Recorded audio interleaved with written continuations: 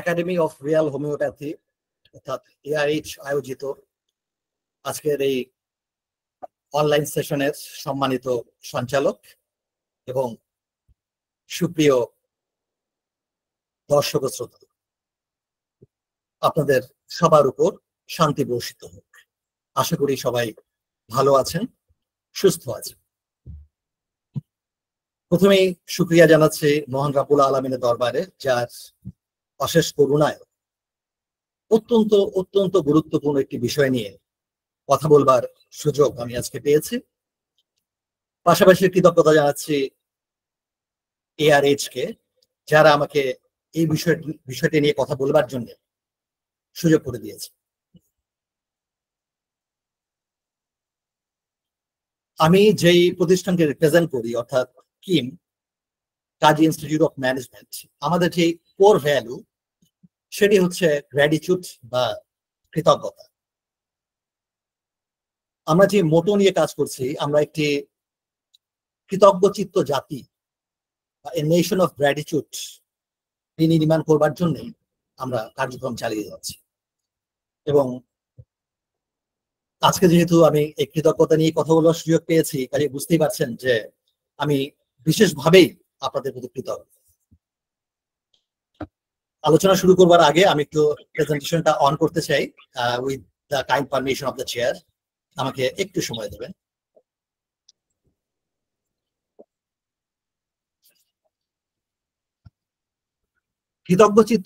কৃতজ্ঞচিত্ততা নিয়ে যে কোনো কথা শুরু করবার আগে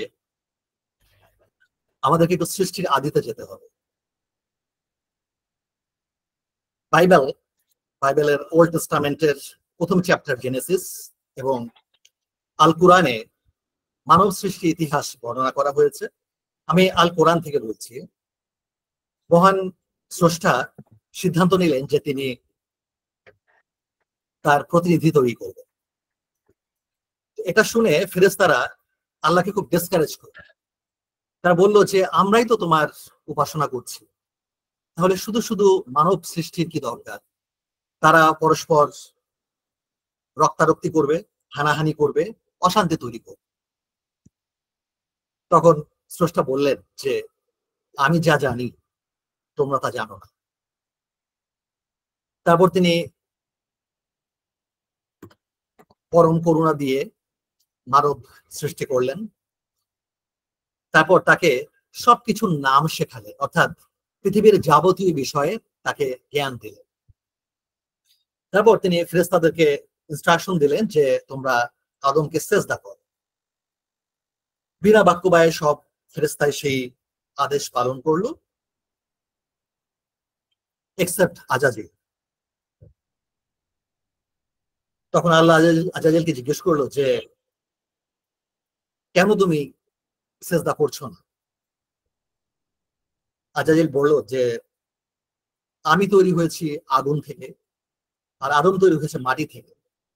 মাটির তৈরি আদমকে আমি কেন সিজদা দেব? তো আল্লাহর আদেশ অমান্য করার কারণে শয়তানকে জান্নাত থেকে বহিষ্কার করা হলো এবং আজাজিল শয়তানে রূপান্তরিত।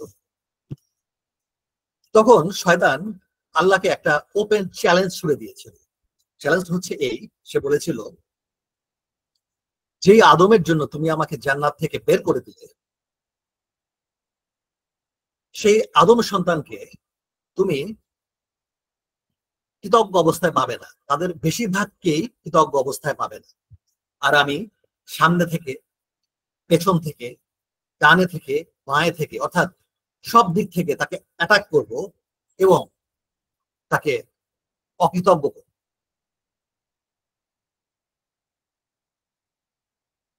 তো সৃষ্টির শুরুতেই শয়তানের যে চ্যালেঞ্জ, যে সে সারাক্ষণ চেষ্টা করবে কিভাবে মানুষকে অকৃতজ্ঞ করা যায়, এই কাজটাই সে খুব সিনসিয়ারলি করে চলেছেন। এবং দুঃখের বিষয় যে আমরা শয়তানের সেই ফাঁদে জেনে না জেনে, বুঝে না বুঝে, সচেতন ভাবে অসচেতন ভাবে পা দিচ্ছি।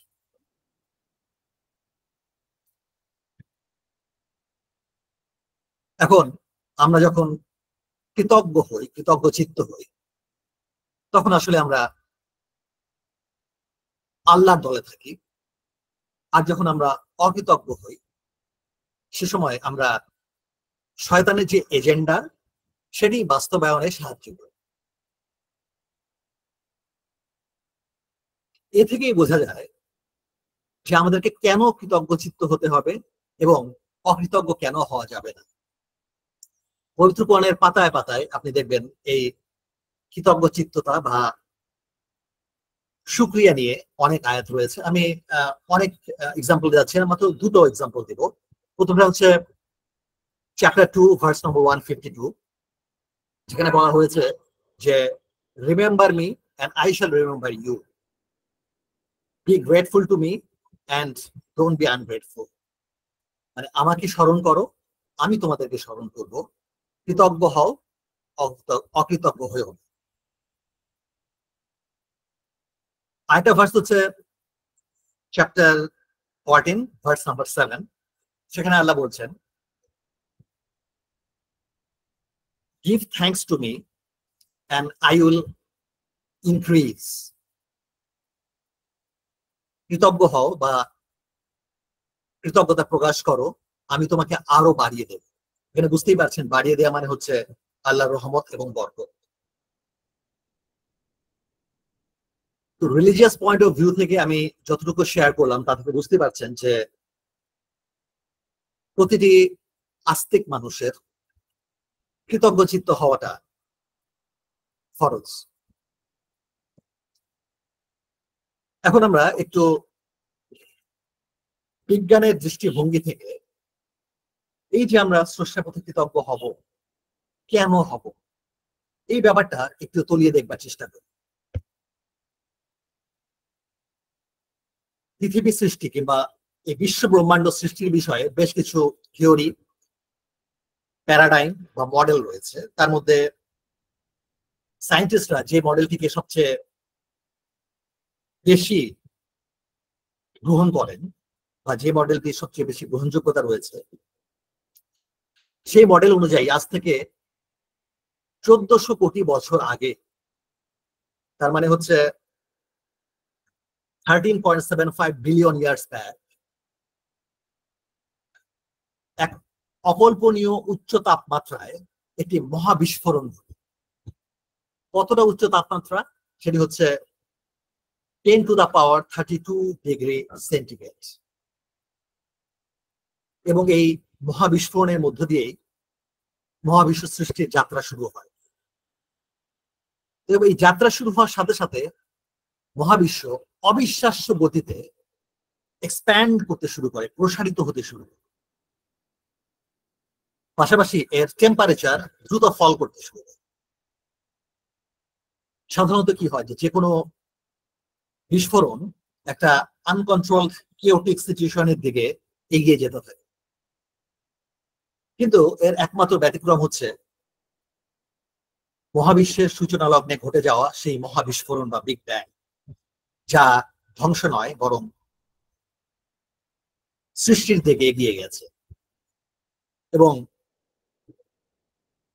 মহাবিজ্ঞানী, মহাজ্ঞানী, মহাশক্তিশালী স্রষ্টাই এই বিস্ফোরণের প্রতিটি স্তরকে নিয়ন্ত্রণ করে মহাবিশ্ব সৃষ্টির দিকে ধাবিত করেছে।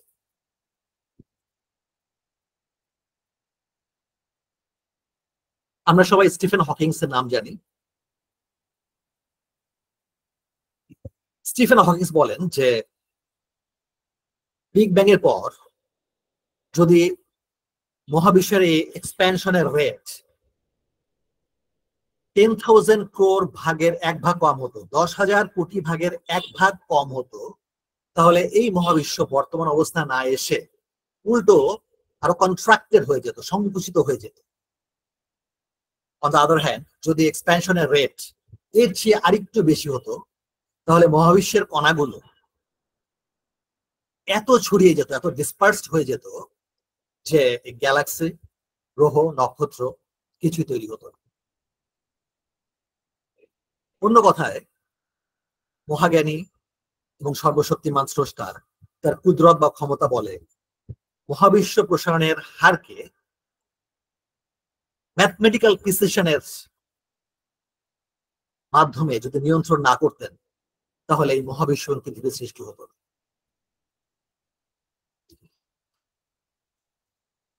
বিগ ব্যাং এর পরবর্তী 1 সেকেন্ডের লক্ষ ভাগের 1 ভাগ সময়ের মধ্যে খুব উচ্চ তাপমাত্রায়, কত উচ্চ তাপমাত্রা, এটি হচ্ছে 10⁻29 কেলভিন, এই উচ্চ তাপমাত্রায় প্রচুর পরিমাণে সাব অ্যাটমিক পার্টিকেল এবং অ্যান্টি পার্টিকেল তৈরি হলো।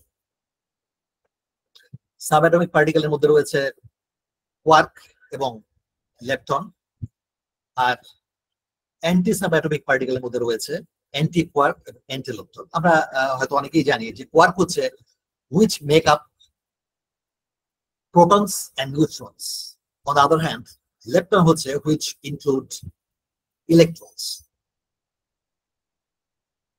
সবচেয়ে ইন্টারেস্টিং ব্যাপার হচ্ছে যে যখন এই সাব অ্যাটমিক পার্টিকেল এবং অ্যান্টি পার্টিকেল তৈরি হলো, সেই বিশেষ মুহূর্তে স্রষ্টা তার বিশেষ ক্ষমতা বলে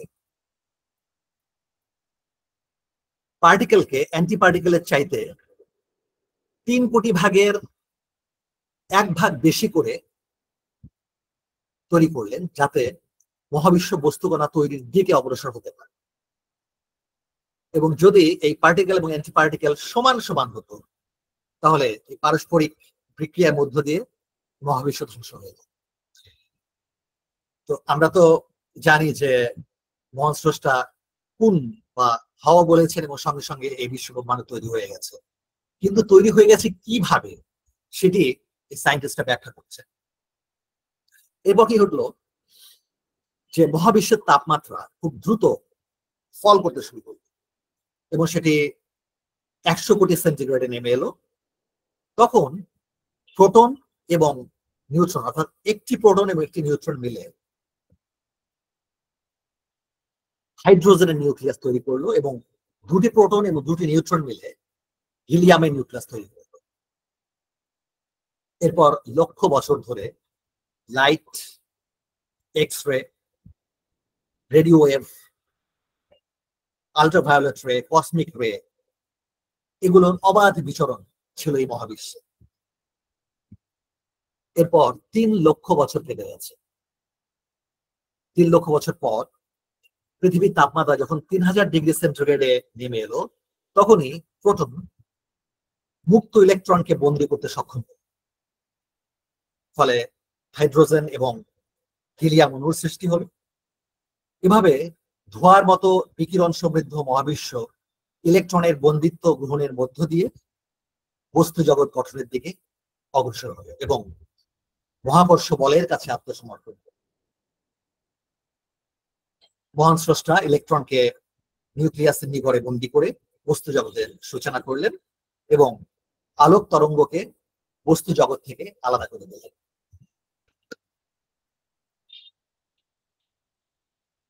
আমরা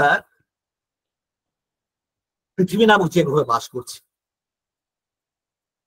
এটা কিন্তু আদিতে মোটেই দৃষ্টিনন্দন কিংবা সবুজ ছিল না। আজ থেকে প্রায় 450 কোটি বছর আগে সেটা সূর্য থেকে ছিটকে পড়ে সূর্যের চারদিকে ঘুরতে শুরু করলো এবং সূর্য একটি গ্রহে পরিণত হলো। সৃষ্টির প্রথম দিকে এটি ছিল একটি অত্যন্ত উত্তপ্ত জ্বলন্ত অগ্নিকুণ্ড এবং পৃথিবীর অকল্পনীয় উচ্চ তাপমাত্রায় লোহা, নিকেল, সোনা, প্লাটিনাম এই সমস্ত ভারী পদার্থ সমূহ ছিল একেবারে গলিত অবস্থা। তো স্রষ্টা পৃথিবীর সৃষ্টির প্রাথমিক পর্যায়ে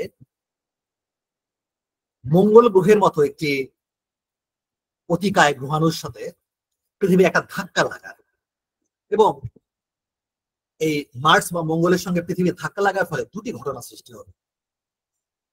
প্রথম যেটি ঘটলো সেটি হচ্ছে এই প্রচন্ড ধাক্কার ফলে পৃথিবীর প্রায় 1/4 বা 4 ভাগের 1 ভাগ সমান আয়তনের একটি অংশ পৃথিবী থেকে ছিটকে গিয়ে পৃথিবীর চারপাশে ঘুরতে থাকে এবং পৃথিবীর একমাত্র উপগ্রহে পরিণত হয়। আর দ্বিতীয় যে ঘটনাটা ঘটেছে সেটা হচ্ছে এই প্রচন্ড ধাক্কার ফলে পৃথিবী তার কক্ষপথে লম্বালম্বি না ঘুরে 23.5 ডিগ্রি কোণে ঘুরতে পারত।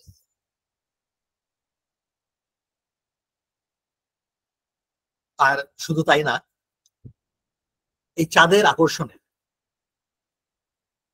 পৃথিবী তার কক্ষপথে স্থির থাকতে পারত এবং পৃথিবীর যে কেন্দ্র কোর, সেখানে একটি প্রচন্ড শক্তিশালী চুম্বক ক্ষেত্র তৈরি হয়। এই চুম্বক ক্ষেত্র শুধু পৃথিবীর কেন্দ্র না, আমাদের যে ভূপৃষ্ঠ সেই পৃষ্ঠের বাইরে কয়েক হাজার কিলোমিটার পর্যন্ত বিস্তৃত।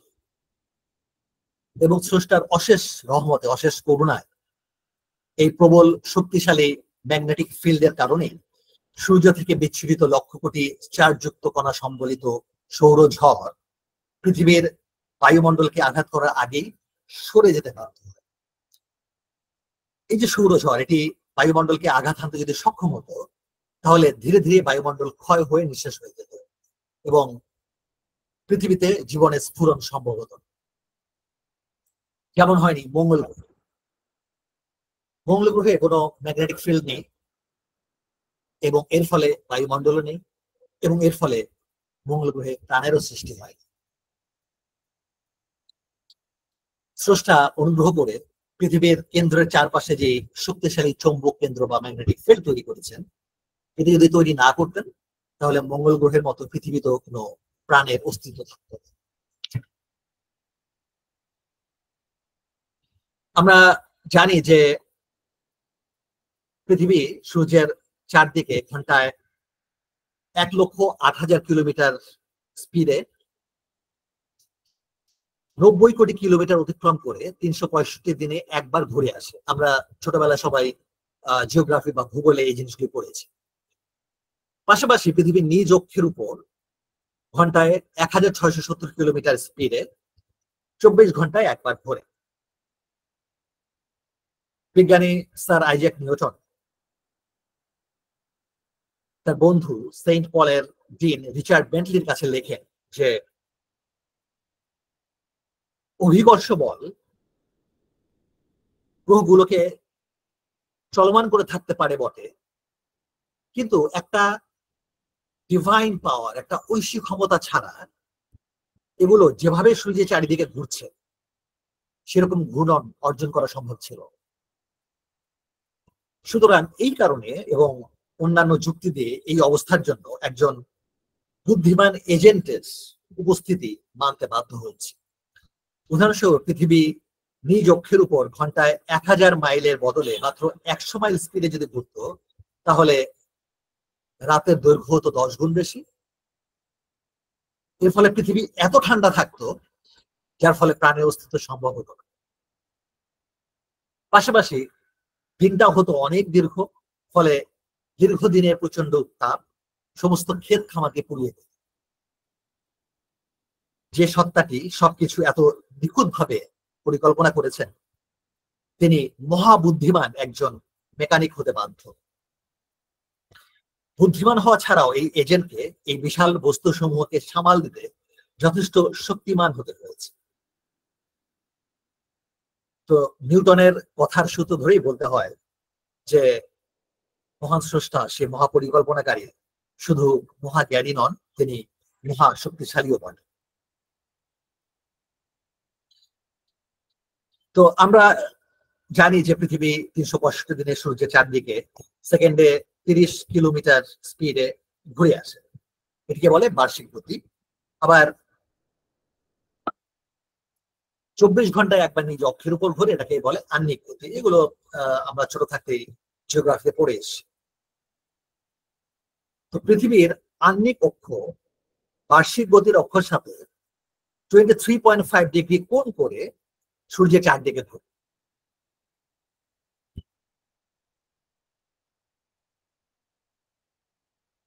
এটাকে বলে অ্যাক্সিয়াল টিল্ট। এই যে অ্যাক্সিয়াল টিল্ট, এটা মহান স্রষ্টার একটি অপূর্ব রহমত। কেন? কারণ স্রষ্টা তার বিশেষ ক্ষমতা বলে এই পৃথিবীকে এই যে 23.5 ডিগ্রি অ্যাঙ্গেলে ঘোরানোর ফলে পৃথিবীতে সামার, অটাম, উইন্টার এবং স্প্রিং এই 4টি ঋতু, আবার কোন কোন জায়গায় ধরেন বাংলাদেশ এবং আরো কয়েকটি জায়গাতে আরো দুটো এক্সট্রা, একটা হচ্ছে রেইনি সিজন আর একটা হচ্ছে লেট অটাম, 6টা ঋতু। এই বৈচিত্র্য আমরা পৃথিবীতে দেখতে পাই। যদি এই অ্যাঙ্গেলটা না থাকতো, অর্থাৎ 23.5 ডিগ্রি অ্যাঙ্গেলে যদি পৃথিবী না ঘুরতো, তাহলে পৃথিবীর এক পৃষ্ঠ সূর্যের রশ্মি এত বেশি পেত, এত বেশি উত্তপ্ত হয়ে উঠতো, এবং অন্য অন্য অন্য দিকটা সূর্য রশ্মি এত কম পেত, এবং তার ফলে এত এত ঠান্ডা হতো যে পৃথিবীতে প্রাণের উৎপত্তি ঘটতে পারত। এবং পৃথিবীর একটি অংশ সারা বছর ধরেই সূর্যে আলো না পৌঁছবার জন্য তা রাত্রে অন্ধকারে ছেয়ে থাকতো। আবার অন্য অংশে সারা বছর সূর্যে আলো পড়তো এবং রাত্রে দেখা মিলত না, সবসময় দিন থাকতো। এবং অক্ষপথের এই যে টিল্ট, অ্যাক্সিয়াল টিল্ট যেটাকে বললাম, এটি যদি না থাকতো তাহলে কি ঘটতো তার উজ্জ্বল প্রমাণ হচ্ছে বৃহস্পতি। বৃহস্পতি গ্রহে টিল্ট হচ্ছে 3.13 ডিগ্রি, অর্থাৎ প্রায় নেই বললেই চলে। এর ফলে বৃহস্পতিতে কোনো ঋতুচক্র নেই। তো এই তির্যকতা যে কত গুরুত্বপূর্ণ, এই অ্যাক্সিয়াল টেল যে কত গুরুত্বপূর্ণ, সেটি একটা চাঁদের উদাহরণ দিলে আপনারা বুঝতে পারবেন যে চাঁদ এবং পৃথিবীর সূর্য থেকে প্রায় সমান দূরত্বে অবস্থিত। এর ফলে পৃথিবীতে সূর্যের যে তেজ, চাঁদের উপর সূর্যের তেজ কিন্তু একই, কিন্তু চাঁদের অক্ষের সঙ্গে কক্ষপথের তির্যকতা মাত্র 1.5 ডিগ্রি হয়, অর্থাৎ প্রায় নাই বললেই চলে। এর ফলে চাঁদের এক পিঠ সবসময় সূর্যের দিকে মুখ করে আছে, আর অন্য পিঠ সূর্য থেকে দূরে অতল আধারে তলিয়ে আছে। ফলে চাঁদের সূর্য পৃষ্ঠের তাপমাত্রা হচ্ছে 117 degree centigrade. Just think it, 117 degree centigrade. এই কয়েকদিন আগেও বা এখনো 40 ডিগ্রি হওয়ার ফলে আমরা গরমে অতিষ্ঠ হয়ে গেছি।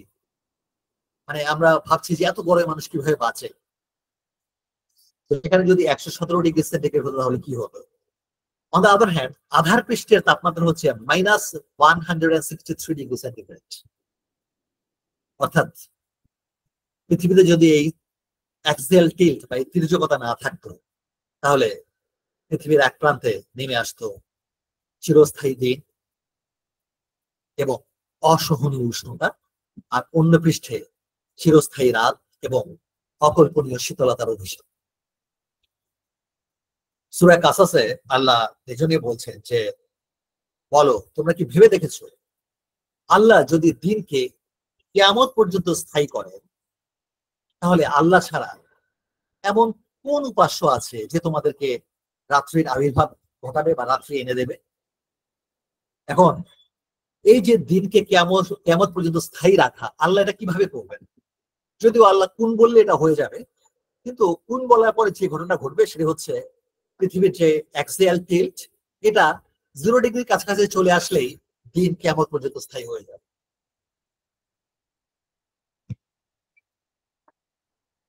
এরপরে আল্লাহ পরের আয়াতে আল্লাহ বলছেন যে তিনি নিজ অনুগ্রহে তোমাদের জন্য সৃষ্টি করেছেন রাত এবং দিন, যেন তোমরা বিশ্রাম গ্রহণ করতে পারো এবং তাতে অনুগ্রহ সন্ধান করতে পারো এবং তার কাছে কৃতজ্ঞতা প্রকাশ করতে পারো। খেয়াল করে দেখেন, এই যে 23.5 ডিগ্রি অ্যাক্সিয়াল টিল্ট আল্লাহ করেছেন এবং এর ফলে যে আমরা এই চমৎকার দিন রাত্রির আবির্ভাব দেখতে পাচ্ছি, এর জন্য কিন্তু আল্লাহ বলেছেন যে কৃতজ্ঞতা প্রকাশ কর। কিন্তু এই 23.5 ডিগ্রি অ্যাক্সিয়াল টিল্টের জন্য আমরা কি কখনো আল্লাহর কাছে শুকরিয়া আদায় করেছি? যদি না করে থাকি, তাহলে এখন আমরা সবাই যে যে ধর্মের অনুসারী হই না কেন, মহান স্রষ্টার কাছে একবার শুকরিয়া আদায় করি যে তিনি যদি এই 23.5 ডিগ্রি অ্যাক্সিয়াল টিল্ট না দিতেন, তাহলে আমাদের পক্ষে এই রাতের বিশ্রাম নেওয়া সম্ভব হতো না, দিনে জীবিকা সন্ধানে বেরোনো সম্ভব হতো না। ইনফ্যাক্ট আমরা সার্ভাইভই করতাম। তো এখন স্বভাবতই প্রশ্ন আসবে যে মানুষ অকৃতজ্ঞ হয় কেন? মানুষ অকৃতজ্ঞ কেন হয় তার উত্তরটা কিন্তু আমরা আমাদের আলোচনা শুরুতেই পেয়ে গেছি। কারণ মহান স্রষ্টা যখন শয়তানকে জান্নাত থেকে বহিষ্কার করতেন, তখন শয়তান আল্লাহর কাছ থেকে কিয়ামত পর্যন্ত একটা অবকাশ নিয়েছে, মানে কিয়ামত পর্যন্ত সে ফ্রি, এবং সে একটা চ্যালেঞ্জও দিয়েছে যে সে মানুষকে অকৃতজ্ঞ করবে। তো যেহেতু শয়তান এবং তার চালাচামুন্ডারা সারাক্ষণ শুধু একটা কাজ করাই চেষ্টা করে, সেটা হচ্ছে মানুষকে অকৃতজ্ঞ করা, এই জন্যই আসলে আমরা শয়তানের প্ররোচনায়, শয়তানের ফাঁদে পা দেই এবং আমরা অকৃতজ্ঞ হই। এখন শয়তান এই কাজটা কিভাবে করে, শয়তান কিভাবে আমাদেরকে অকৃতজ্ঞ করে? শয়তান অনেক ধরনের টুল আছে, তার মধ্যে দুটা টুল সবচেয়ে বেশি সে ব্যবহার করে। প্রথম টুলটার নাম হচ্ছে ধৈর্যহীনতা, ল্যাক অফ পেশেন্স। আমরা আসলে স্রষ্টার লীলা বুঝি না, এবং স্রষ্টার লীলা বুঝি না বলি একটু কিছু হলে, একটু 19-20 হলেই আমরা আপসেট হয়ে পড়ি এবং বলি যে ওয়াই মি, মানে এই সব খারাপ কেন আমার কপালেই হবে, আল্লাহ কি আর কাউকে দেখে না, খালি আমার আমার কপালে শুধু এসব আসবে।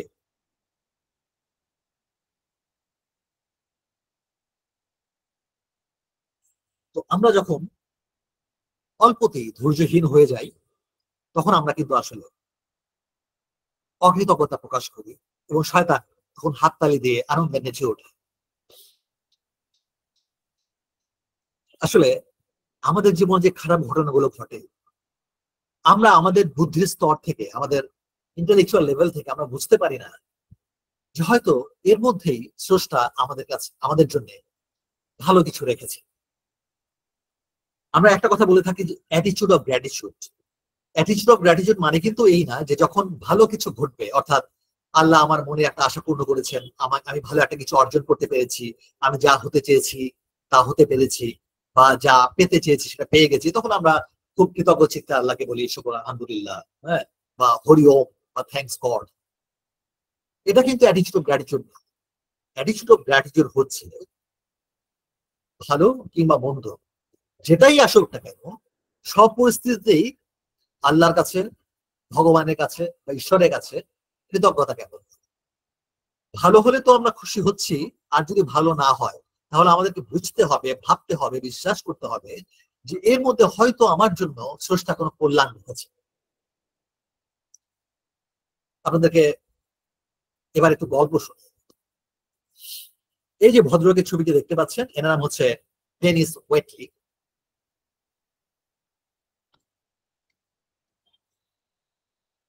সেলফ ডেভেলপমেন্ট ঘরানার যে কজন অথার পৃথিবীতে খুব বিখ্যাত, খুব পপুলার, তাদের মধ্যে ডেনিস ওয়েটলি একজন, এবং তিনি একজন মোটিভেশনাল স্পিকারও বটে।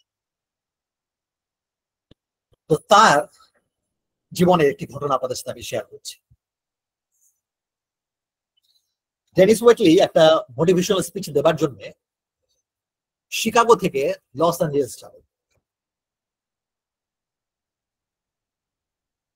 তো লস অ্যাঞ্জেলেসে তার জন্য হল রুম ভাড়া করা হয়েছে, টিকিট সব বিক্রি হয়ে গেছে।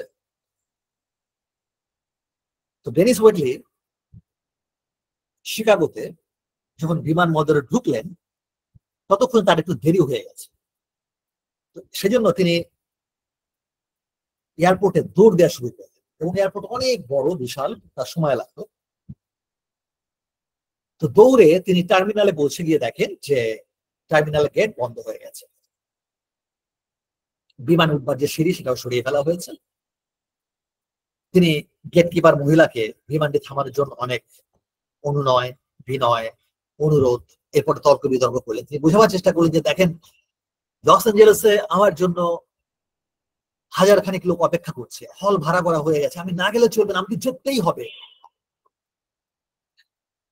কিন্তু কোনো লাভ হলো না,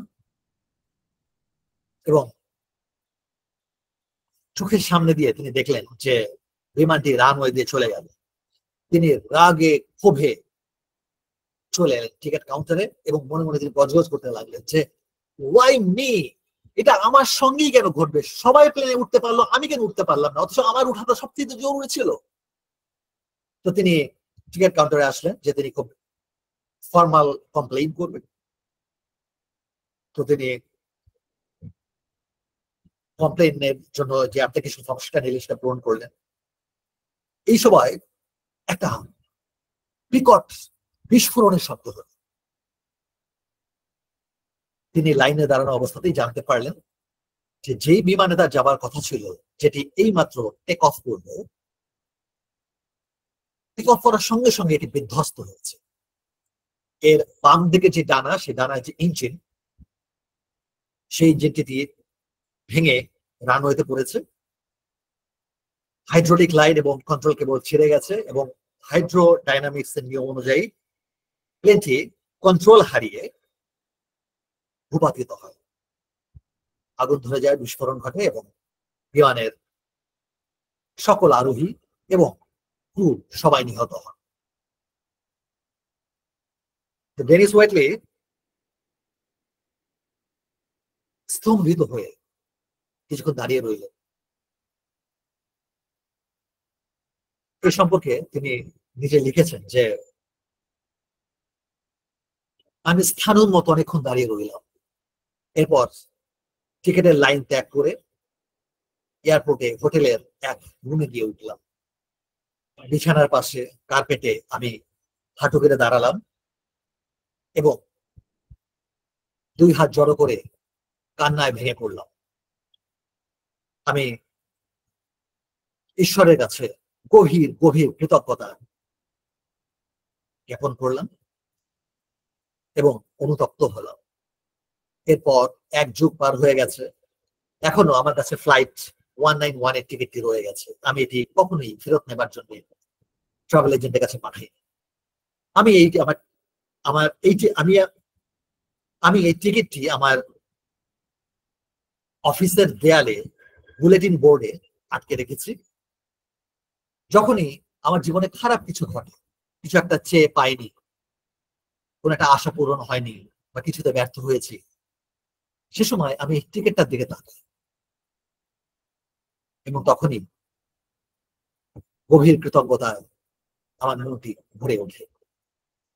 এই টিকিটটি নীরবে আমাকে স্মরণ করিয়ে দেয় যে every day, every single day is a Christmas day for me.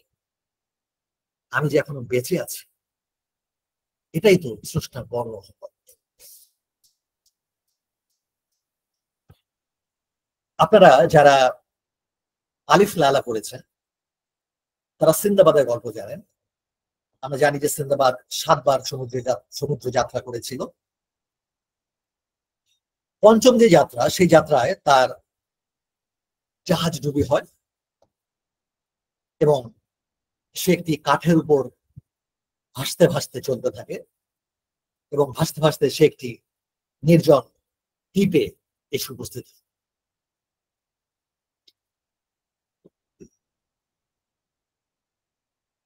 তো সে বনের ভিতর খুঁজে পেতে কিছু শুকনো কাঠ, শুকনো লতা পাতা দিয়ে সেই দ্বীপে একটা ছোট্ট কুটির নির্মাণ করে। তো একদিন সে চুলায় রান্না বসিয়ে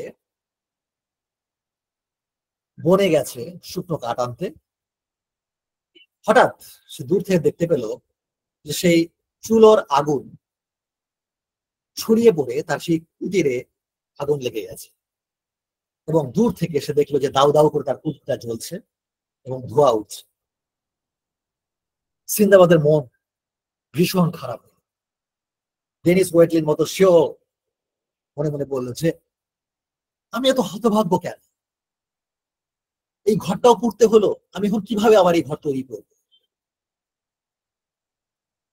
কিন্তু সেই ঘরের আগুন এবং ধোঁয়া দূর থেকে একটি জাহাজের ক্যাপ্টেন দেখতে পেল এবং সেই জাহাজটি সেই দ্বীপে এসে ভিড়ল এবং সিন্দাবাদ সে দ্বীপ থেকে উদ্ধার করল।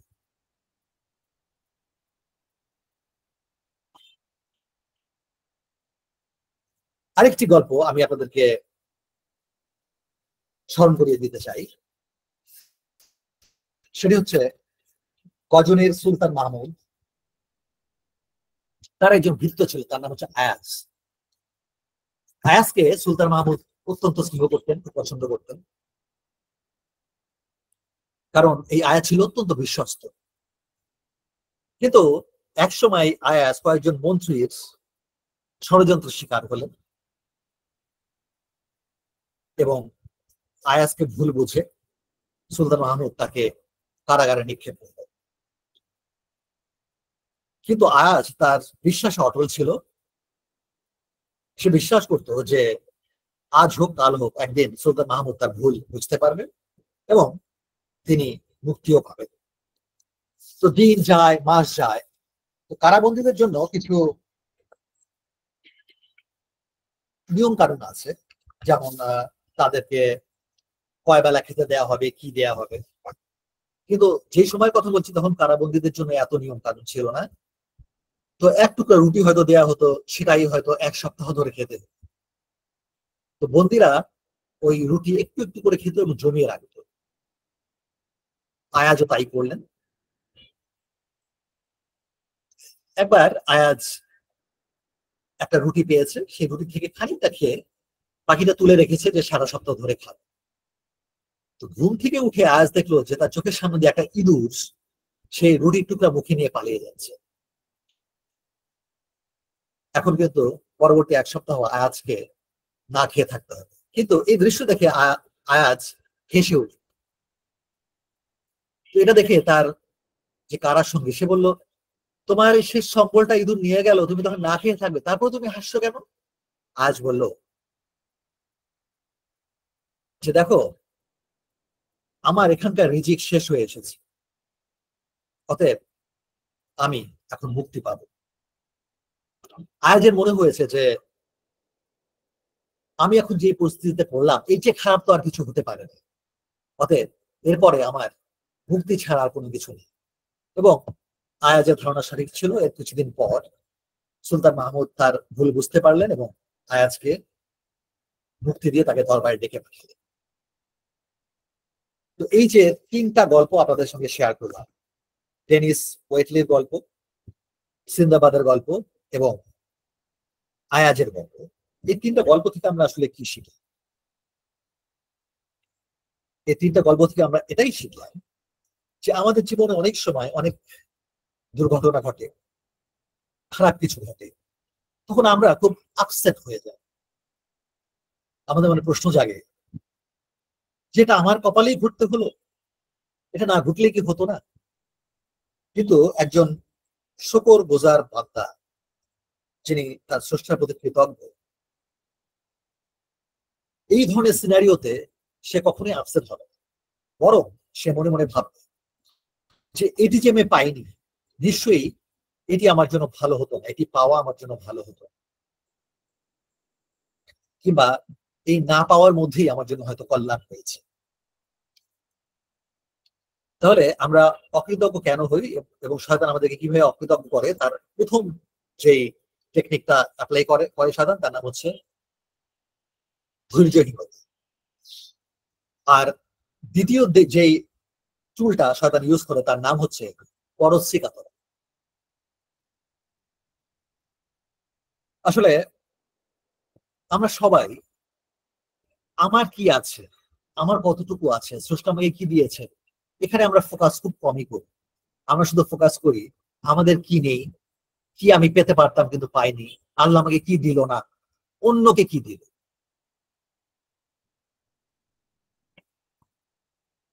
পাশাপাশি আমাদের চাওয়াগুলো আবার খুব মাত্রাতিরিক্ত। যেমন ধরেন, আহ আমরা যখন বিয়ে করি,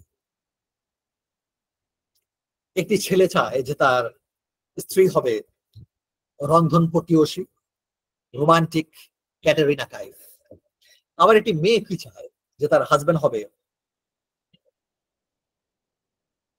খুব রোমান্টিক আল্লাহওয়ালা বিল গেটস। তো এই যে কম্বিনেশন আমরা আশা করি, এভাবে তো আসলে পাওয়া যায় না। আবার যা আমরা পেয়েছি তাতেও আমরা সন্তুষ্ট হই না, আমরা সবসময় অন্যের সাথে কম্পেয়ার করি। যেমন পাশের বাড়ির ভাবি এত স্মার্টলি চলাফেরা করে, তুমি কেন এত স্মার্ট স্মার্ট হতে পারো না? কিংবা পাশের বাড়ির ভাই প্রতি বছর তার বউ বাচ্চা নিয়ে থাইল্যান্ড মালয়েশিয়া বেড়াতে যায়, তুমি কেন যাও না? পাশের বাড়ির ভাই 5টা বোনাস পায়, তুমি কেন পাও না? আমরা সবসময় অন্যের সাথে কম্পেয়ার করি, এবং এই কম্পারিজনটাই হচ্ছে অকৃতজ্ঞতা। একটা গল্প বলি। হাসান সাহেব এবং জামিল সাহেব দুজনে একই পাড়ায়, একই ব্লকে, একই রোডে, কাছাকাছি দুটি বাসায় থাকে। একজনের বাসা থেকে আরেকজনের বাসার মাঝখানে হয়তো আর 4-5টা ফ্ল্যাট, 4-5টা প্লট। জামিল সাহেব সিনিয়র, হাসান সাহেব জুনিয়র। হাসান সাহেব প্রতিদিন সকালে যখন তার ঘর থেকে বেরোন অফিসে যাবার উদ্দেশ্যে, ঘর থেকে বেরিয়েই তার চোখটা, তার মাথাটা বাঁ দিকে ঘুরে যায়। তিনি দেখেন যে জামিল সাহেবের বাড়ির সামনে একটি লাল রঙের এলিয়ন দাঁড়িয়ে আছে অফিসের গাড়ি। এই লাল এলিয়নটির প্রতি হাসান সাহেবের মারাত্মক আগ্রহ, মারাত্মক মারাত্মক লেভেলের আগ্রহ। তিনি দিনে রাতে শয়নে স্বপনে শুধু লাল রঙের এলিয়ন দেখেন এবং খালি ভাবেন, আহ, জামিল সাহেব কত সুখী, তার কি চমৎকার একটা লাল রঙের এলিয়ন রয়েছে যেটি করে তিনি অফিসে যান আসে, আমার যদি এটা থাকতো।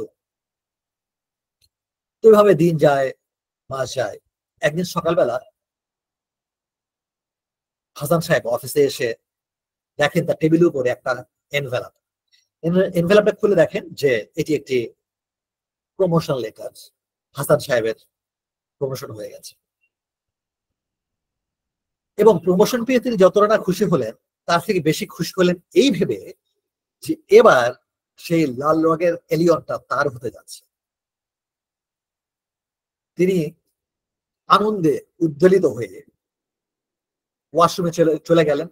ওয়াশরুমে ঢুকে দরজা বন্ধ করে আয়নার সামনে দাঁড়ালেন, গুনগুন করে ও ও জানে জানা গাইতে গাইতে একটু নাচলেন। ফুর্তিতে তিনি দিশেহারা। অফিস থেকে তিনি নাচতে নাচতে বাসায় আসলেন। রাতে ঘুমের মধ্যেও তিনি সেই লাল এলিয়নে দেখলেন। পরদিন সকাল 8:30টার সময় ড্রাইভার তাকে ফোন দিল, স্যার আমি আইসি আপনার বাসার সামনে। হাসান সাহেব প্রায় নাচতে নাচতে নিচে নেমে এলেন। দরজা খুলে তিনি দেখলেন যে সামনেই দাঁড়িয়ে আছে লাল রঙের এলিয়ন। তিনি মহানন্দে এলিয়নের দরজার হাতলটা টান দিতে গেলেন। ঠিক তখনই অভ্যাসবশত তিনি বাঁ দিকে মাথা ঘোরায়, যেটি তিনি প্রতিদিনই করেন। মাথা ঘোরাবার সঙ্গে সঙ্গেই তার মুখের হাসি মিলিয়ে গেল, তার মুখটা কালো হয়ে গেল। কারণ তিনি দেখতে পেলেন জামিল সাহেবের বাড়ির সামনে একটি গোল্ডেন কালারের এসইউভি।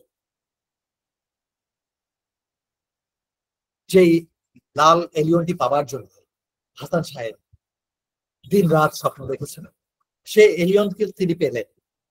কিন্তু এটা পাওয়ার পর তার যে আনন্দ, তিনি সেটি উপভোগ করতে পারলেন না শুধু জামিল সাহেবের গোল্ডেন কালারের এসইউভি দেখে।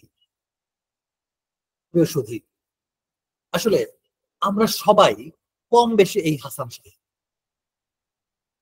আমার কি আছে সেটিকে ফোকাস না করে, সেটিকে উপভোগ না করে, অন্যের কি আছে আমরা সেটি নিয়েই পড়ে থাকি। এবং যখন আমি অন্যের সৌভাগ্যে ঈর্ষাকাতর হই, তখনই আমি অকৃতজ্ঞ হই, এবং শয়তান তখন হাততালি দিয়ে নাচে এবং হাসে। কারণ শয়তান সফল হয়েছে আপনাকে তার দলে নিয়ে। এখন প্রশ্ন হচ্ছে যে আমরা যদি কৃতজ্ঞ হই তাহলে লাভটা কি, মানে কৃতজ্ঞ কেন হতে হবে? আসলে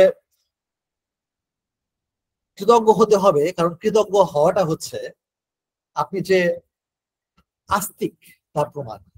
কৃতজ্ঞ হতে হবে এই জন্য যে আপনি শয়তানের দলে নেই, আপনি শয়তানের চেলাচামুন্ডা না।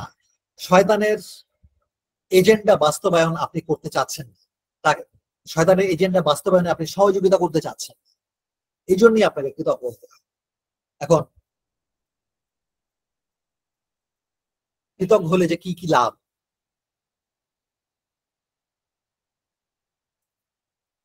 সে বিষয়ে আমরা প্রথমে আমাদের নবীজির কথা শুনি।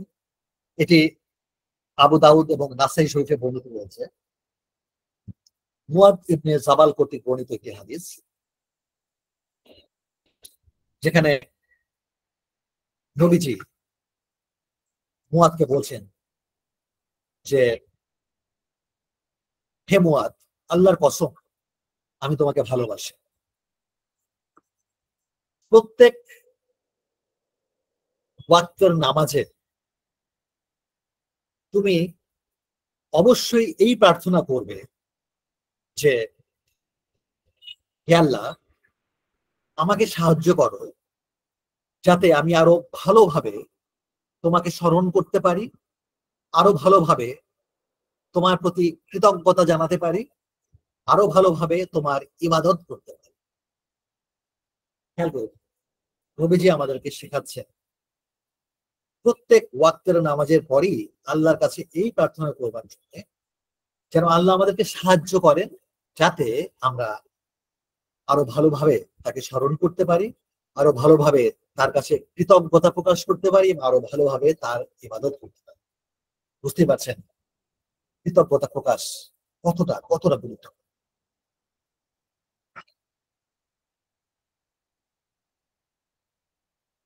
ডক্টর মার্টিন সেলিগম্যান, যাকে বলা হয় the father of positive psychology movement, তিনি একবার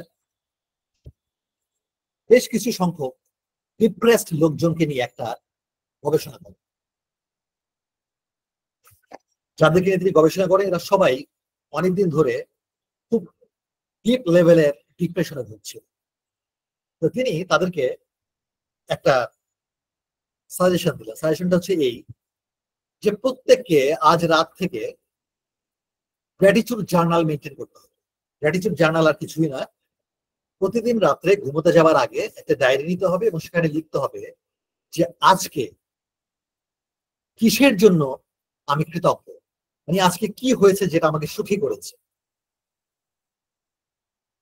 তো যাদের নিয়ে তিনি পরীক্ষা করছিলেন সেই ডিপ্রেস লোকেরা এই কাজটা শুরু করলো। প্রথম প্রথম তারা কিছু খুঁজে পেত না যে আজকে আমি কিসের জন্য কৃতজ্ঞ, কিন্তু অল্প কয়েকদিন যেতে না যেতেই তারা প্রতিদিন অনেক অনেক ফ্যাক্টর, অনেক অনেক পয়েন্টস আবিষ্কার করতে লাগলো যে কেন আমি আজকে দিনের জন্য কৃতজ্ঞ। এবং তারা যখন এই গ্র্যাটিটিউড জার্নাল লিখতে শুরু করলো, তারপর থেকে দেখা গেল, এটি রিসার্চের রেজাল্ট, যে যারা পার্টিসিপেট করেছিল তাদের মধ্যে 92% আগের চাইতে বেশি হ্যাপি ফিল করল, 94% আগের থেকে কম ডিপ্রেসড ফিল করবে, 84% আগের থেকে কম স্ট্রেসড ফিল করবো এবং 78% আগের চাইতে বেশি এনার্জেটিক ফিল করবে। এবং এই রিসার্চের সবচেয়ে ইন্টারেস্টিং যে ফাইন্ডিং সেটা হচ্ছে, যারা নিয়মিত কৃতজ্ঞতা প্রকাশ করে তাদের মধ্যে 8.9 ইয়ার্স লাইফ এক্সপেক্টেন্সি বেড়ে যাচ্ছে। অর্থাৎ তাদের আয়ু অ্যাভারেজে 8.9 বছর বেড়ে গেল। আপনি চিন্তা করে দেখেন যে আপনি যদি ধূমপান ছেড়ে দেন, মদ্যপান ছেড়ে দেন, রিচ ফুড খাওয়া ছেড়ে দেন, কিংবা আপনি যদি ব্যায়াম করেন, এই সবগুলি খুব অত্যন্ত ভালো অভ্যাস, এর কোনোটি কিন্তু আপনাকে আপনার লাইফ এক্সপেক্টেন্সি 8.9 ইয়ার্স বাড়াতে পারবে। তাহলে আমরা অবশ্যই ধূমপান ত্যাগ করবো, আমরা অবশ্যই মদ্যপান ত্যাগ করবো, রিচ ফুড আমরা যতটা সম্ভব কম খাবো এবং আমরা অবশ্যই নিয়মিত শরীর চর্চা করব। কিন্তু পাশাপাশি আজ থেকে আমরা সবাই এই গ্র্যাটিটিউড জার্নাল মেনটেন করব। সেটা কি? আমরা একটা খুব সুন্দর দামি একটা ডায়েরি কিনবো। যদি লেদারে মোড়া হয় তাহলে খুব ভালো।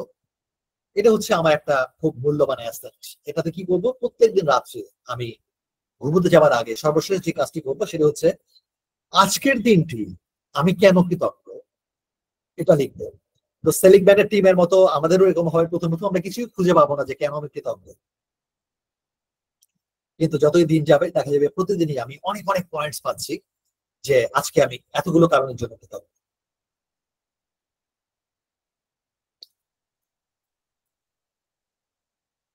এখন কৃতজ্ঞতা কিভাবে জানো? আসলে কৃতজ্ঞতা জানাবো আমরা তিন ভাবে। একটা হচ্ছে বাই হার্ট, একটা হচ্ছে বাই টাং, একটা হচ্ছে বাই ফিজিক্যাল ফ্যাকাল্টিস।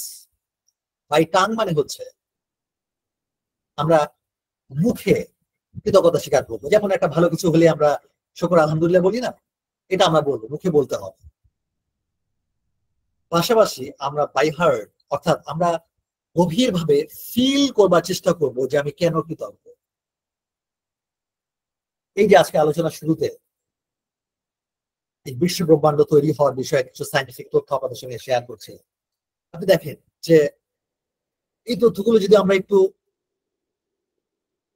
চোখ বন্ধ করে প্রশান্ত মনে এটা ফিল করার চেষ্টা করি, তাহলে দেখবো যে মহান স্রষ্টাকে ম্যাথমেটিক্যাল প্রিসিশন মেনটেন করে এই বিশ্ব ব্রহ্মাণ্ডটা তৈরি করেছেন যাতে আমরা সার্ভাইভ করতে পারি।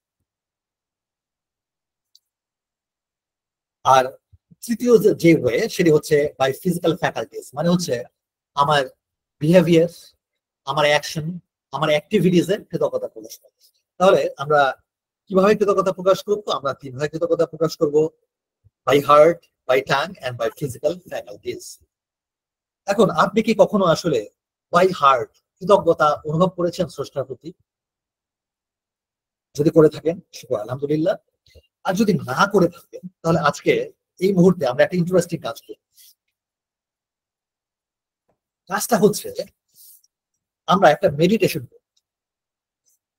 আপনাদের মধ্যে যারা আগে মেডিটেশন করেছেন তারা তো মেডিটেশন কিভাবে করে জানেনি, আর যারা এর আগে কখনো মেডিটেশন করেননি, ধ্যান করেননি, তাদেরও দুশ্চিন্তাগ্রস্ত হওয়ার কোনো কারণ নেই, কারণ it will B A guided meditation.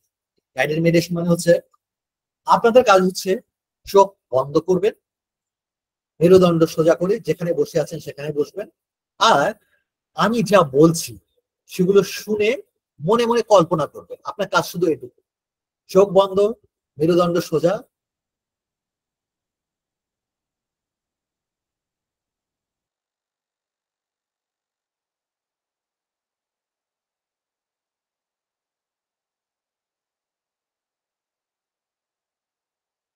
খুব চমৎকার অভিজ্ঞতা অর্জন করি।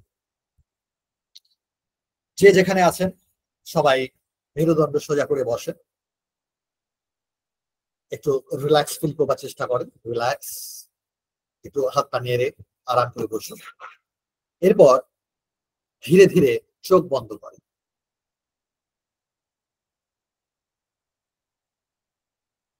গভীর ভাবে শ্বাস নেবেন, নাক দিয়ে শ্বাস নেবেন এবং ধীরে ধীরে মুখ দিয়ে ছাড়বেন। ধীরে ধীরে দম নিন, ধীরে ধীরে দম ছাড়ুন। দম নিবেন নাকে, আপনার আপার অ্যাবডোমেন মানে উপরের পেট ফুলবে, তারপর আপনি মুখ দিয়ে ধীরে ধীরে বাতাসটা ছাড়বেন। দম নিতে নিতে ভাবুন প্রকৃতি থেকে অফুরন্ত প্রাণ শক্তি আপনার শরীরে প্রবেশ করছে, আর দম ছাড়তে ছাড়তে ভাবুন শরীরের সকল দূষিত পদার্থ বাতাসের সাথে বেরিয়ে যাচ্ছে। দম নিতে নিতে ভাবুন প্রকৃতি থেকে অফুরন্ত প্রাণ শক্তি আপনার শরীরে প্রবেশ করছে, আর দম ছাড়তে ছাড়তে ভাবুন শরীরের সকল দূষিত পদার্থ, সকল জীবাণু, সকল স্ট্রেস, সকল টেনশন, সকল দুঃখ, সকল কষ্ট বাতাসের সাথে বেরিয়ে যাচ্ছে। ধীরে ধীরে দম নিন, ধীরে ধীরে দম ছাড়ুন। ধীরে ধীরে দম নিন, ধীরে ধীরে দম ছাড়ুন। এবার আপনি দম খেয়াল করুন কিভাবে নাক দিয়ে অক্সিজেন প্রবেশ করছে এবং আপনার ফুসফুসের মধ্য দিয়ে, এরপর হার্টের মধ্য দিয়ে সারা শরীরে ছড়িয়ে পড়ছে। মনের চোখে দেখুন কিভাবে অক্সিজেনের মলিকুল আপনার সারা শরীরে বিভিন্ন প্রান্তে ছড়িয়ে পড়ছে, আপনাকে আরো প্রাণবন্ত করে তুলছে।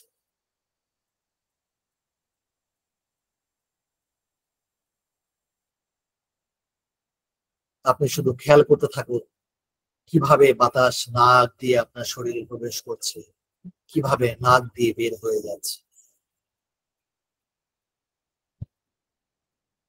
এবার আমি 19 থেকে 0 গুনবো। প্রতিটি সংখ্যা গুনবার সঙ্গে সঙ্গে আপনি মনের আরো গভীর থেকে আরো গভীরে প্রবেশ করবেন। আমি যখন যে সংখ্যাটি উচ্চারণ করব, আপনি মনের চোখে সেই সংখ্যাটিকে দেখবেন। 19,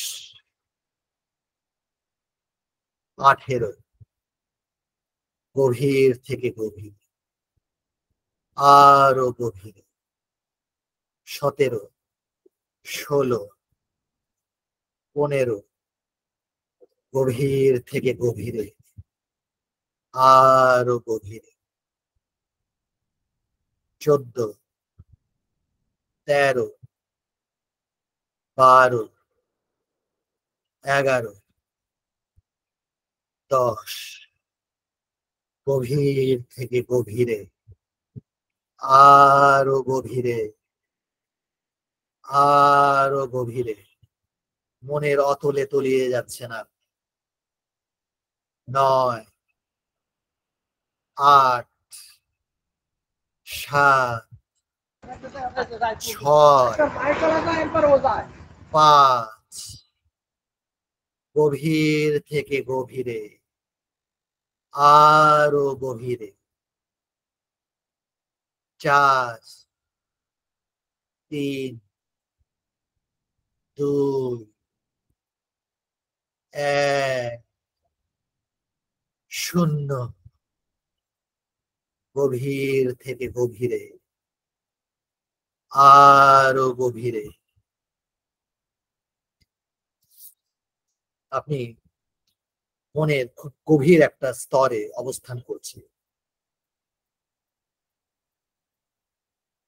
আপনার শরীর বলতে এখন কিছুই নেই, শুধু আছে আপনার চেতনা, শুধু আছে আপনার মন। এবার আমরা মনে মনে কল্পনা করব যে আমরা সবাই আমাদের বাড়ির ডাইনিং স্পেসে রয়েছে। মনের চোখ দিয়ে দেখুন দূরে আপনার ডাইনিং টেবিলটা দেখা যাচ্ছে। আপনি ধীরে ধীরে ডাইনিং টেবিলের দিকে এগোতে থাকেন। দেখুন টেবিলের উপর খাবার সাজিয়ে রাখা হয়েছে। একটি প্লেটে ধবধবে সাদা ভাত, খাসির মাংস, ডাল, একটা বাটিতে তাজা টমেটো এবং শসার সালাদ, পাশে 1 গ্লাস টলটলে পানি। আপনি বেসিনের দিকে এগোন, কল ছাড়ুন, পানির নিচে হাতটা দিন, ফিল করুন ঠান্ডা পানি আপনার হাতের উপর পড়ছে। আহ, কি ঠান্ডা! এই ঠান্ডা পানির জন্য স্রষ্টার কাছে শুকরিয়া আদায় করুন। শুকর আলহামদুলিল্লাহ, হরি ওম, থ্যাংকস গড। পাশেই দেখুন লিকুইড সোপ। আপনার হাতে একটু লিকুইড সোপ নিন, ফিল করুন হাতের মধ্যে পিছলা পিছলা লাগছে। আবার আপনি কলের নিচে হাত দিন, সাবানের ফেনা ধুয়ে যাচ্ছে। কল বন্ধ করুন, ডাইনিং টেবিলের কাছে আসুন, চেয়ারটা টানুন, ধীরে ধীরে চেয়ারে বসুন। এবার আপনার খাবারের দিকে তাকান। এই যে সুন্দর সাদা ধবধবে ভাত, এই ভাত এসেছে ধান থেকে।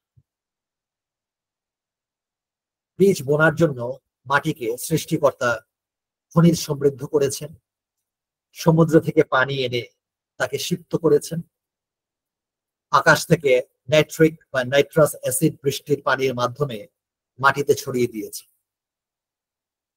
মাটিতে নাইট্রোজেন যৌগ করার জন্য লক্ষ কোটি জীবাণুকে নিয়োজিত করেছে, যাতে উদ্ভিদের ব্যবহার উপযোগী নাইট্রোজেন যৌগ নাইট্রাইট তৈরি হয়। তারপর বৃষ্টির পানির ফোঁটা দিয়ে মাটির বুকে তীব্র ঝাঁকুনি দিয়ে মাটির কণা আলাদা করেছেন এবং মাটিকে সিক্ত করেছেন, যাতে মাটি নরম হয় এবং কৃষক অতি সহজে লাঙল চালাতে পারে। কৃষক ধান, গম, সবজির বীজ বা আলু মাটির নিচে পুঁতে আসার পর স্রষ্টা বীজের খোলসের ভেতর পানির কণা ঢুকিয়ে প্রচন্ড হাইড্রোস্ট্যাটিক প্রেসার দিয়ে শক্ত মাটিকে ফাঁক করার ব্যবস্থা করেছে, যাতে বীজ ভেঙে মাটির ফাঁক গলে গাছের কচি অঙ্কুর ঘাড় সোজা করে বের হয়ে আসতে পারে। গাছের শেকড় গজানোর ব্যবস্থা করেছেন, যাতে খনিজ সমৃদ্ধ পানি গাছের কাণ্ড বেয়ে উপরে উঠতে পারে। পানিকে ছড়িয়ে দিয়েছেন গাছের কাণ্ডে কাণ্ডে, পাতায় পাতায়। পাতায় সবুজ ক্লোরোফিল কণার মাধ্যমে খাদ্য তৈরির ফ্যাক্টরি বসিয়েছেন। পাতার রন্ধ্র দিয়ে ঢোকা কার্বন ডাই অক্সাইড আর শিকড় দিয়ে ওঠা পানি আর সূর্যের আলোর সমন্বয়ে খাদ্য তৈরি ও মানুষের জীবনদায়িনী অক্সিজেন বাতাসে সরবরাহের ব্যবস্থা করেছে। গাছের মধ্যে ফুল ফোটানোর ব্যবস্থা করেছেন এবং মৌমাছিকে প্রবল আকর্ষণে ফুলের গাছে গুনগুন করা আর ফুলের রস আহরণের জন্য পাঠিয়ে দিয়েছেন, যাতে পরাগায়ন হয়, যাতে প্রত্যেকটি গাছের শিকড়ে এবং ডগায় শস্য কণা, সবজি এবং ফল তৈরি হয়।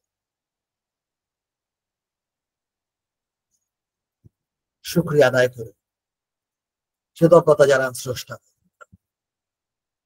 ভেবে দেখুন, সৃষ্টিকর্তা একই রঙের পানি এবং ক্লোরোফিল দিয়ে কত বিচিত্র রঙের এবং স্বাদের ফল, মূল, শাকসবজি তৈরি করেছে। তারপরে শস্য কণা খেয়ে বড় হয়ে ওঠা পাখি, হাঁস, মুরগি, কবুতর, গরু, ছাগল, মহিষ ইত্যাদি, তারপর তা জবাই হয়ে মাংস হয়ে চলে এসেছে আপনার খাবার টেবিলে। শুধু কি তাই, এই মুরগিটি জবাই হওয়ার আগে প্রত্যেকদিন একটা করে ডিম পারত। শুধু বাচ্চা হওয়ার জন্য যে কটি ডিম পারা দরকার তা কিন্তু না, অতিরিক্ত প্রতিটি ডিম মুরগি উৎসর্গ করেছে মানব জাতির জন্য শুধু সৃষ্টিকর্তার নির্দেশে। আপনার পানি গ্লাসের দিকে তাকান। খাবারের পর যাতে আপনি তৃপ্তি নিয়ে পানি খেতে পারেন, তার জন্য রয়েছে গ্লাস ভর্তি সুপেয় জল। এই পানি তৈরির জন্য সৃষ্টিকর্তা হাইড্রোজেন বন্ড সৃষ্টি করেছেন, যাতে পিরিয়ডিক টেবল ভায়োলেট করে পানি তরল পানীয় হিসাবে আপনার সামনে উপস্থিত হয়। অথচ এই তরল পানি নোনা পানি আকারে সমুদ্রে ছিল। সে পানিকে সূর্যের আলোয় বাষ্পীভূত করে মেঘের মাধ্যমে স্থানান্তরিত করে বৃষ্টির রহমতের ফোঁটার আকারে আপনার বাড়ির পাশেই বর্ষণ করেছে, যাতে আপনি সুস্বাদু পানীয় পান করতে পারেন। সৃষ্টিকর্তার পক্ষ থেকে এই খাবার পানীয় আপনার টেবিলে উপস্থিত।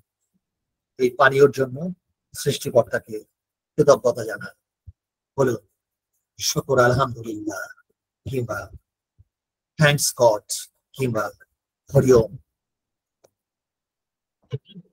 আপনি যখন খাবারের প্রত্যেকটি আইটেমের দিকে দৃষ্টি দিয়ে করুণাময় প্রভুকে স্মরণ করবেন, তখন প্রত্যেকটা আলুর টুকরা, প্রত্যেকটি টমেটো, প্রত্যেকটা ভাতের কণা আপনার সঙ্গে কথা বলতে থাকবে। ভাতের কণা মুখ তুলে বলবে যে আমি সেই সুদূর দিনাজপুর থেকে এসেছি, আলু বলবে আমি এসেছি মুন্সিগঞ্জ থেকে, ডাল বলবে আমাকে সুদূর অস্ট্রেলিয়া থেকে ইম্পোর্ট করে আনা হয়েছে সৃষ্টিকর্তার নির্দেশে শুধু তোমার রসনা পরিতৃপ্তি করবার জন্য। খাসির মাংস বলবে আমি এসেছি সেই কুষ্টিয়াতে। গ্লাসের পানি বলবে আমি ছিলাম কলম্বোর পাশে সমুদ্র, তারপর বাতাসের উপর ভর করে কত পথ পাড়ি দিয়ে এসেছি শুধু তোমার তৃষ্ণা নিবারণের জন্য।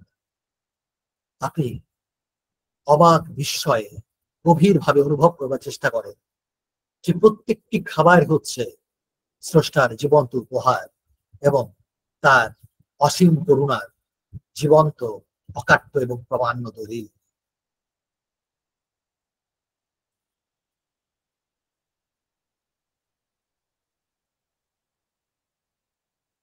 এবার আপনি কল্পনা করুন যে আপনি সকালে হাঁটতে বের হয়েছেন একটি পার্কে। বুক ভরে শ্বাস নিন, বাতাসের মধ্য দিয়ে জীবনী শক্তি সমৃদ্ধ অক্সিজেন আপনার শরীরে ঢুকে যাচ্ছে। আপনি যাতে নির্বিঘ্নে অক্সিজেন গ্রহণ করতে পারেন সেজন্য 350 কোটি বছর ধরে সৃষ্টিকর্তা অক্সিজেনের ভান্ডার তৈরি করেছে। লক্ষ কোটি গাছের পাতার মধ্য দিয়ে ফোয়ারার মতো অক্সিজেন বাতাসে ছড়িয়ে দিচ্ছে। এক মুহূর্তের জন্য মনকে স্থির করুন, ধন্যবাদ দিন স্রষ্টাকে যিনি আপনার জন্য অক্সিজেনের এই মলিকুল পাঠিয়েছেন যাতে আপনি বেঁচে থাকতে পারেন।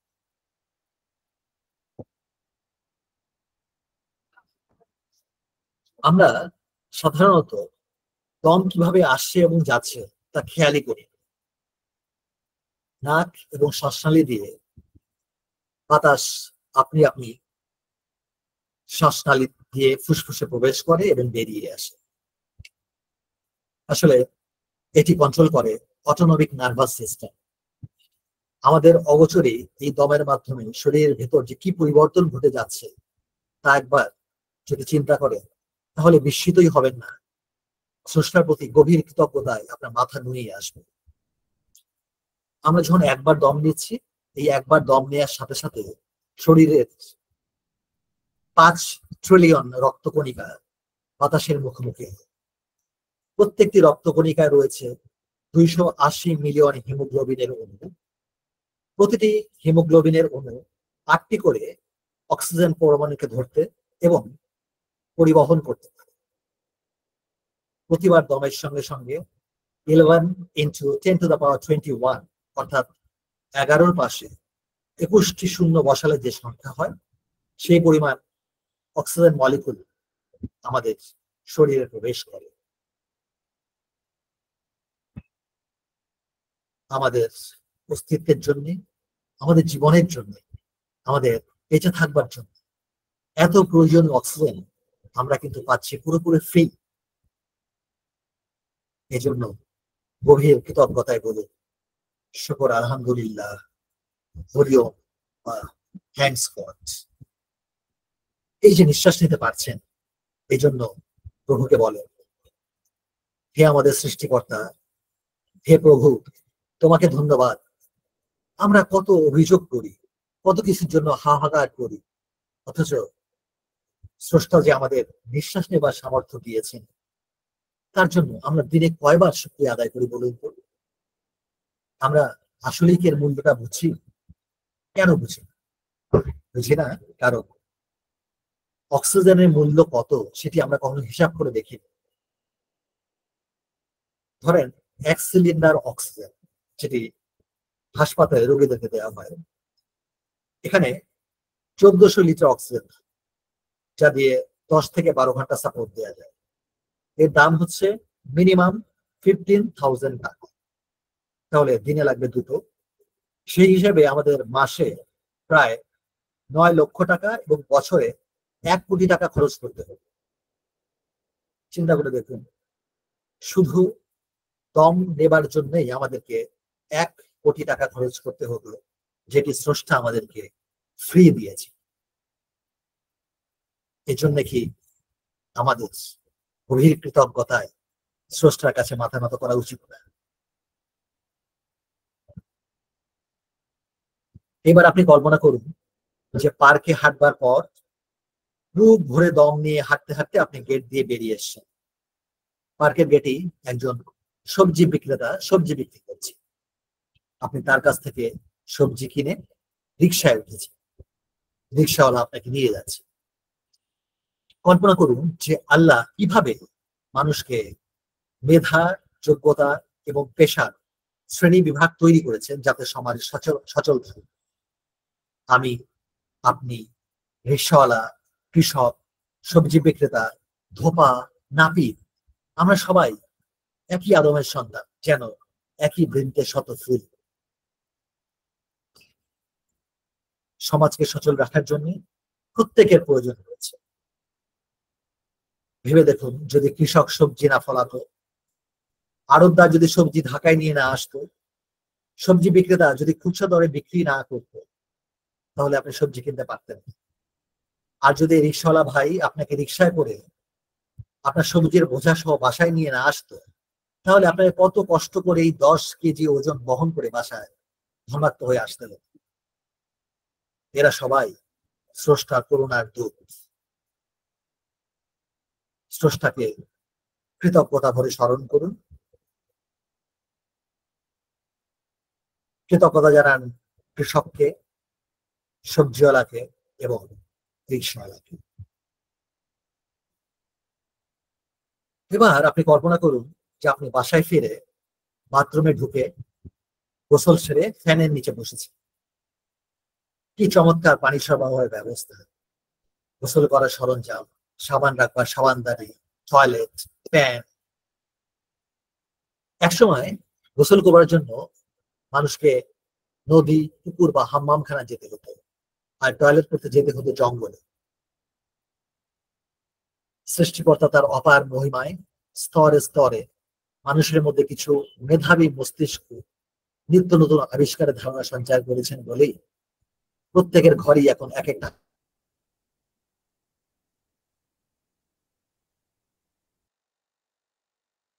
সমস্ত আবিষ্কারের নেপথ্য কারিগর সৃষ্টিকর্তার প্রতি। আর দোয়া করুন সেই সব মানুষদের জন্য যারা toilet, commode, building, fan, light, air condition এসব তৈরিতে তাদের মেধাকে ব্যয় করেছে। বাইরে থেকে আপনি যখন ঘরে ঢুকছেন, ঘরে ঢোকার সঙ্গে সঙ্গে আপনার প্রিয়তম স্ত্রী এবং ফুটফুটে সন্তান যে সুন্দর হাসি দিল, তা কিন্তু পৃথিবীতেই স্বর্গীয় সুখের ছোঁয়া, পৃথিবীতেই এক খণ্ড স্বর্গ বা বেহেশত। স্বামী, স্ত্রী, সন্তানের মধ্যে এই যে আকর্ষণ, এটা কে দিল? ছোটবেলায় যখন আপনি ছেলেমেয়েরা একসঙ্গে বড় হয়েছেন, তখন তো এই আকর্ষণ ছিল না। তারপর একদিন আপনারই অজান্তে মহাপ্রভু আপনার শরীরের ভেতর হরমোনের খেলা শুরু করলেন, যাতে শরীর বৃদ্ধি পায়, আবেগ কাজ করে এবং বিপরীত লিঙ্গের প্রতি তীব্র আকর্ষণ তৈরি হয়।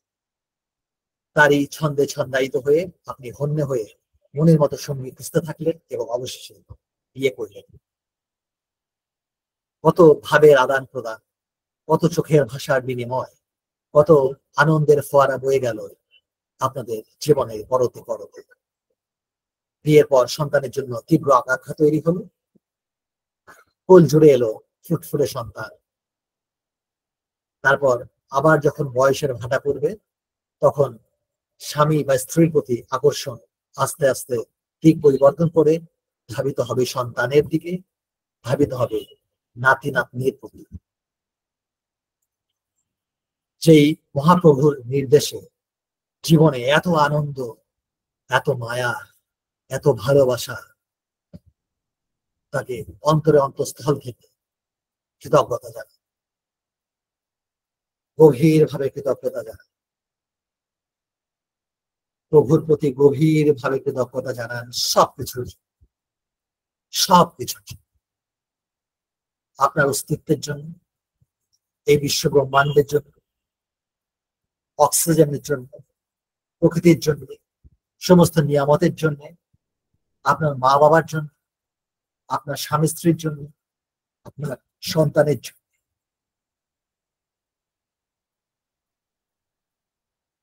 গভীরভাবে ফিল করে স্রষ্টার কাছে কৃতজ্ঞতা জানান। আবেগে হয়তো আপনার চোখের কোণায় পানি চলে এসেছে, এত গভীরভাবে স্রষ্টাকে হয়তো আগে কখনোই অনুভব করেন। গভীর কৃতজ্ঞতায় স্রষ্টার কাছে শুকরিয়া আদায় করুন। বলুন, হে প্রভু, তোমার কাছে আগে কখনো এত গভীরভাবে কৃতজ্ঞতা জ্ঞাপন করিনি। আজকে প্রথম আমি অনুভব করলাম তুমি কত মহান, তুমি কত দয়াময়। আমার হৃদয়ের অন্তঃস্থল থেকে গভীর কৃতজ্ঞতা গ্রহণ করো।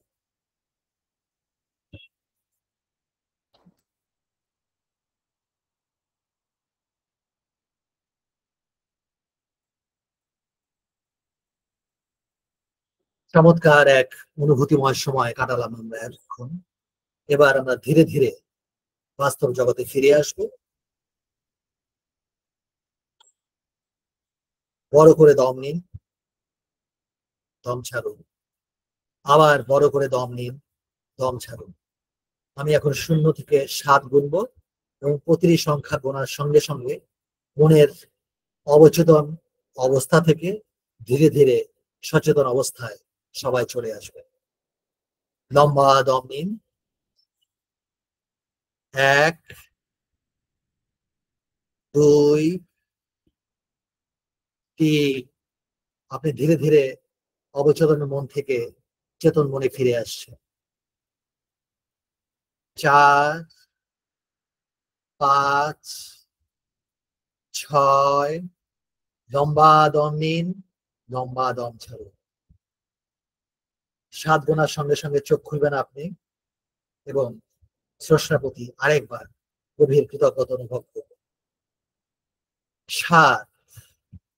ধীরে ধীরে চোখ মেলুন, আস্তে আস্তে মাথা বা খান নাড়ুন, হাত পা টান টান করুন এবং মনে মনে বলুন শুকর আলহামদুলিল্লাহ বা থ্যাংকস গড বা হরিও।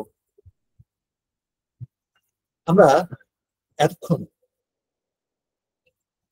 সাবকনশিয়াস মাইন্ড থেকে গভীরভাবে ফিল করবার চেষ্টা করেছি